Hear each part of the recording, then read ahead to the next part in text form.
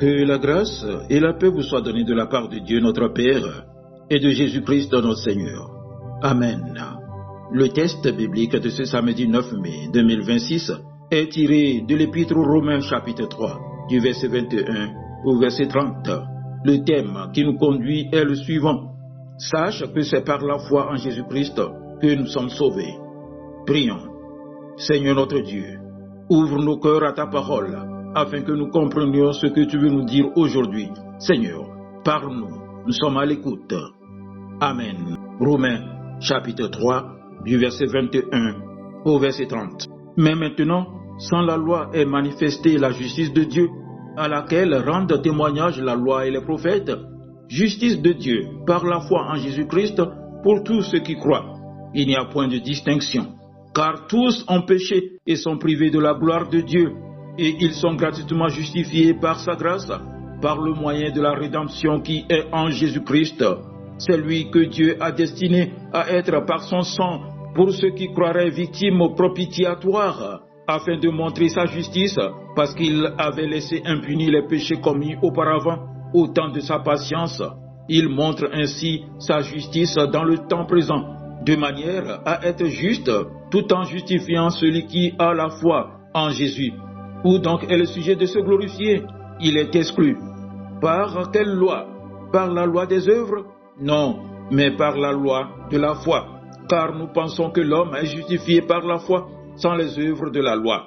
Ou bien Dieu est-il seulement le Dieu des Juifs? Ne l'est-il pas aussi des païens? Oui, il est aussi des païens, puisqu'il y a un seul Dieu qui justifiera par la foi les circoncis et par la foi les incirconcis. Amen. Bien-aimés dans le Seigneur, la parole de Dieu que nous venons de lire nous révèle une vérité fondamentale de la foi chrétienne. Le salut ne s'obtient ni par les œuvres, ni par les efforts humains, ni par la religion, mais uniquement par la foi en Jésus-Christ. Beaucoup de personnes pensent qu'elles peuvent être acceptées par Dieu parce qu'elles font le bien, parce qu'elles prient, parce qu'elles fréquentent une église ou parce qu'elles essaient d'avoir une bonne conduite. Mais l'apôtre Paul nous montre ici que le problème de l'homme est beaucoup plus profond. Ce problème, c'est le péché. La Bible déclare clairement, tous ont péché et sont privés de la gloire de Dieu. Il n'y a aucune exception.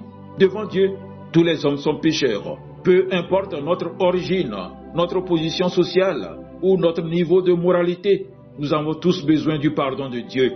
Le péché nous sépare du Seigneur et nous rend incapables de nous sauver nous-mêmes. L'homme peut essayer de changer extérieurement, mais il ne peut pas purifier son cœur par ses propres forces.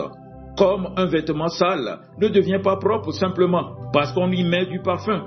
Ainsi, le cœur de l'homme ne peut être purifié que par l'intervention de Dieu. Mais la bonne nouvelle de l'Évangile, c'est que Dieu n'a pas abandonné l'humanité dans sa condition. Dans son amour et dans sa grâce, il a préparé un moyen de salut. Ce moyen, c'est Jésus-Christ. L'apôtre Paul dit que nous sommes gratuitement justifiés par sa grâce, par le moyen de la rédemption qui est en Jésus-Christ. Le mot rédemption signifie rachat, libération par le paiement d'un prix. Nous étions condamnés à cause de nos péchés, mais Jésus est venu payer ce prix à notre place. À la croix, il a porté nos fautes, nos souffrances et notre condamnation. Lui qui était sans péché est mort pour des pécheurs afin que nous puissions recevoir le pardon et la vie éternelle. La croix est la plus grande preuve de l'amour de Dieu. Dieu ne ferme pas les yeux sur le péché, mais dans son immense miséricorde, il a donné son Fils unique pour nous sauver. Cependant, ce salut ne devient efficace dans la vie d'une personne que lorsqu'elle met sa foi en Jésus-Christ. Voilà pourquoi l'apôtre Paul insiste sur la foi. Le salut n'est pas accordé à cause des œuvres, mais à cause de la confiance placée en Jésus-Christ. Avoir la foi en Jésus-Christ, c'est croire qu'il est le Fils de Dieu, croire qu'il est mort pour nos péchés et qu'il est ressuscité pour nous donner une vie nouvelle. C'est abandonner toute confiance en soi-même pour dépendre entièrement de la grâce de Dieu. C'est pour cette raison que personne ne peut se glorifier devant Dieu. Aucun homme ne peut dire qu'il a mérité son salut. Tout est grâce. Tout vient de Dieu. Le salut est un cadeau divin offert à tous ceux qui croient.